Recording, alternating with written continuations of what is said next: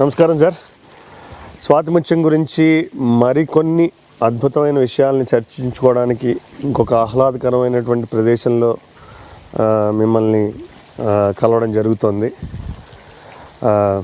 బుద్ధం శరణం గచ్చామి. బుద్ధుడి పక్కన దాంట్లో కూడా బుద్ధం శరణం గచ్చామి అని పాట ఒకటి ఈ సినిమాలో. సార్, పాటల విషయానికి వస్తే ఇందాక మనం మాట్లాడుకున్న సీన్ గురించి మాట్లాడుకున్నాం. ఆ అమ్మాయి రాధిక మెడలో కమల్ హాసన్ గారు తాళి కట్టే సందర్భంలో ఒక అద్భుతమైన కళారూపం హరికథని వాడుకోవడం జరిగింది సార్.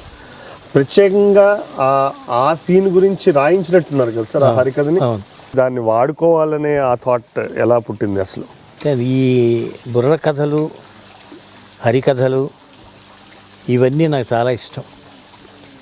మామూలుగా అందుకు సిరిసిరిము దగ్గర నుంచి కూడా ఇట్లాంటివన్నీ కనిపిస్తాయి. ఊరేగింపులు కాళ్ళ గజ్జలు కట్టుకుని తర్వాత అరకాయ కట్టుకుని కొంతమంది ఒక ఫోక్ సింగర్స్ కానీ ఫోక్ ప్లేయర్స్ ఉంటారు. కానీ అవి కూడా పాపులరైజ్ చేయాలి, ఈ జనరేషన్ బాగా తెలియాలనే ఉద్దేశంతో ఇంక్లూడ్ చేసిన పాట. అయితే కేవలం ఆ పర్పస్సే కాకుండా కథాపరంగా ఆలోచిస్తే ఇప్పుడు యాక్చువల్గా ఈ అమ్మాయిని చూడటానికి వచ్చినటువంటి ఈ మన రాధికని ఉద్దేశించి మొదలుపెట్టేసేసి అక్కడి నుంచి రామా కనమేవిరా ఇలా వస్తుంది, చూడని చెప్పి అక్కడి నుంచి హరికథలోకి వెళ్ళి హరికథలోంచి మళ్ళీ వాడు చెక్క భజనలోకి వెళ్ళి ఈ చెక్క భజన కూడా చాలా తక్కువ మన సినిమాల్లో. దాంట్లో 2-3 గతులుంటాయి. ఎత్తేవారు లేరా, అవిల్లు ఎక్కు పెట్టేవారు లేరా, ఎత్తేవారు లేరా, అవిల్లు ఎక్కు పెట్టేవారు లేరా, హే ఎత్తేవారు లేరా, అవిల్లు ఎక్కు పెట్టేవారు లేరా, ఎత్తేవారు లేరా, అవిల్లు ఎక్కు పెట్టేవారు లేరా.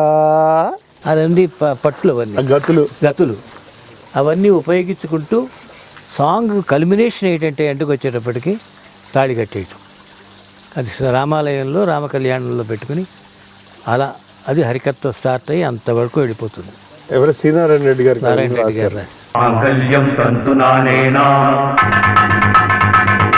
మమ జీవన హేతునా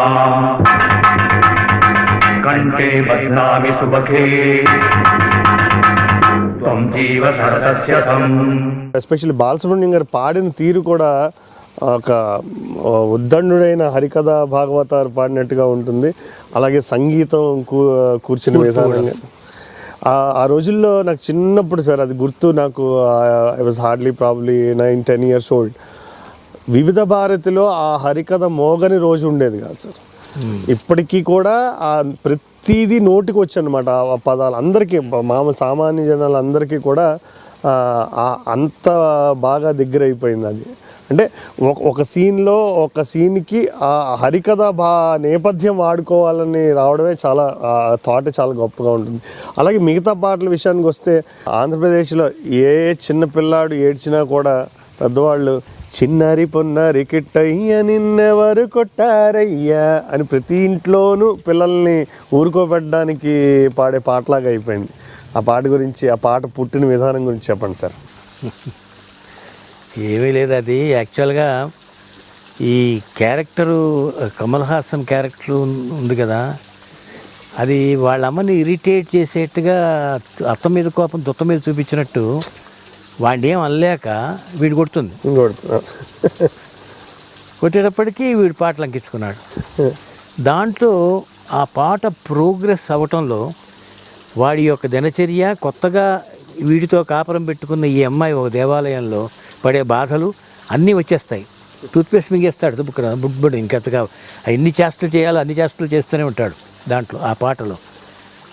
అది యాక్చువల్గా అది ఫస్ట్ సాంగ్ అని నాకు గుర్తు. కంపోజ్ చేసింది సినిమా మొట్టమొదట మన ఆఫీస్కి వచ్చి ఆత్రేయ గారు చేత రాయించాం.